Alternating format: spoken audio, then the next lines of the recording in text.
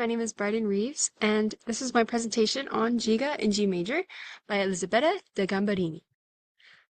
This is for my underrepresented composer presentation, so I hope you enjoy.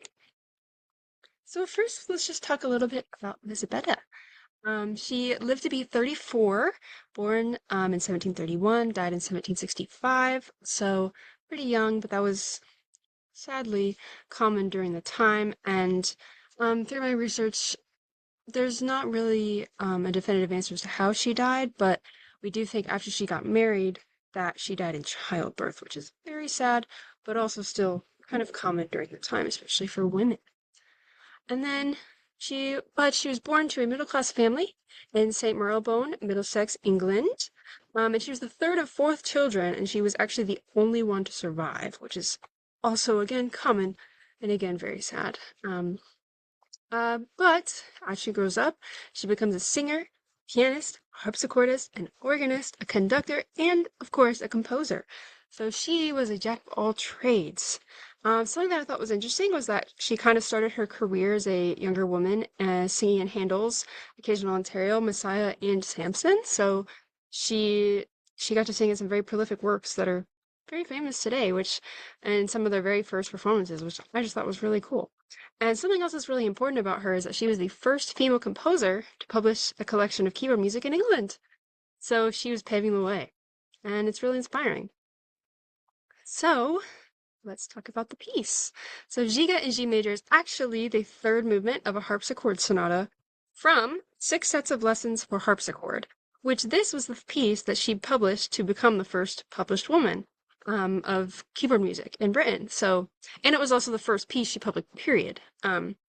So also very interesting there. RCM deems it level 6. It is a Baroque period piece, of course, by the dates. I'm sure you've guessed that. And it is a gigue, also called a giga, so I'm sure it's the same. A gigue in 6/8 bouncy feel. It's marked allegretto. So let's kind of talk about the piece. So some things that I thought that you would teach with this piece would be Baroque style, of course. Articulation is a big one in the Baroque style. I think this would be a great way to introduce ornamentation, and there is a repeat. So having different ornamentation the second time around of the piece, I think is a great way to let your student be creative and also kind of teach them in the ways of Baroque ornamentation. Character is a big part of this piece, having it kind of be light.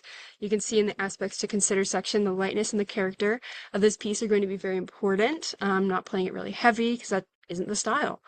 The gigue as a dance, I think would be also cool to kind of just introduce them to gigue and what is dance music and what is dance music like from the Baroque era.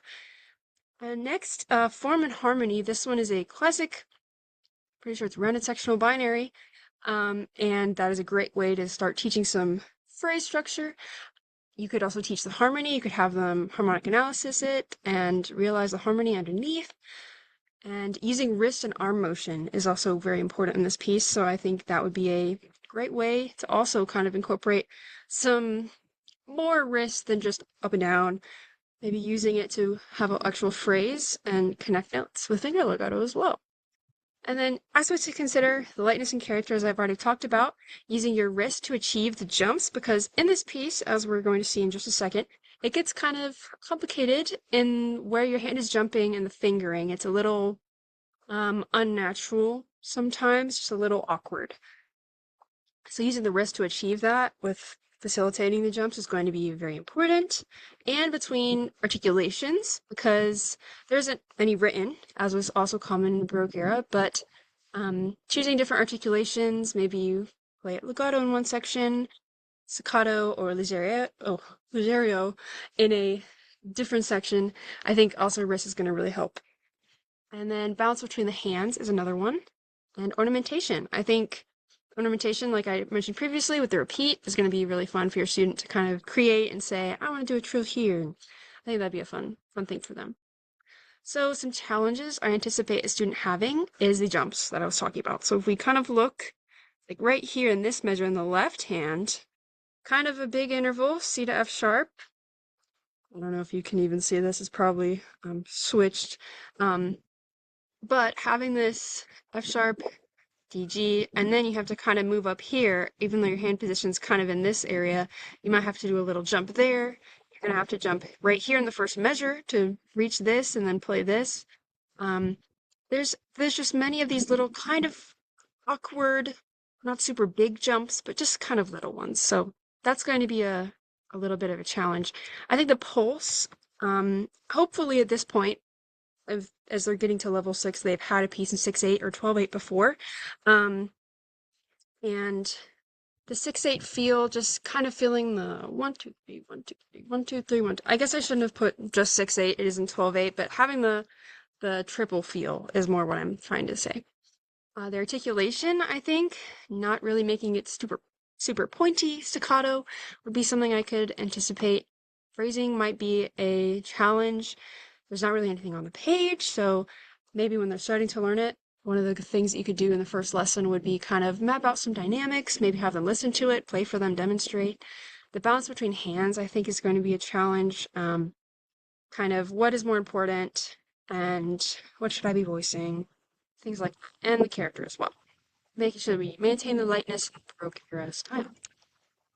So some solutions I thought of that might be fun in a lesson is slow practice in like small chunks for the jumps specifically. Slow practice in small chunks of these little jumps. Play a little bit, stop, jump, play the next little bit, and get faster between the two sections. And then writing little arrows in the score, I find sometimes help my students just to remember, oh, I jump here. Kind of in the beginning. Obviously, during the rest of their learning this piece, it'll get a little easier. And then making a game of jumping quickly, I think would be fun. Like, how fast can you jump to the next part? And like kind of play it with them and then see who can play the next part faster as you're both at the piano. Just thought that would be kind of fun. I think listening to some jigs or watching someone dance to a jig and dancing with your student to some jig music would be really fun for them. And I think that would help with the pulse, especially the triple feel. And then descriptive words and images, I think, is going to help with the articulation. Uh, and also you could look at some, you could listen to some other Baroque music. You could look at kind of something in my mind is like the Baroque parties with their fancy clothes and their, yes, we're very light and we're very elegant, things like that. I think using some descriptive words and images, also attention to the wrist for articulation is going to be important. I think singing sometimes, it is a little tricky to sing, but I think sometimes for helping with a longer phrase, that is the main thing that I would do, would be kind of to sing. And you could also sing the left hand while you're playing the right hand and vice versa, and I think that could also help with balance. And again, for balance, role playing a dialogue would be kind of fun because it's a two-part kind of invention is a two-part jig, but it's two voices. So I think maybe you could sing the left hand and they could sing the right hand and kind of make a little dialogue out of it. Something they could do for themselves is play the right hand forte, left hand piano, and then switch to kind of feel what it's like giving importance to each voice, and then hand separate practice, of course. And to talk about kind of the character, you could talk about the history of Baroque music, watch and listen to watch and listen to other Baroque music, and utilize the repeat. Like I've already been talking about a little bit, but I'll just reiterate, having them put in some trills and ornaments, and you can teach them what ornaments are okay, and do we start on the top note, and things like that is another way to teach about the character. So, now you might listen to my performance, or maybe you've already listened to it before, but enjoy the performance of this piece, and thank you for your time.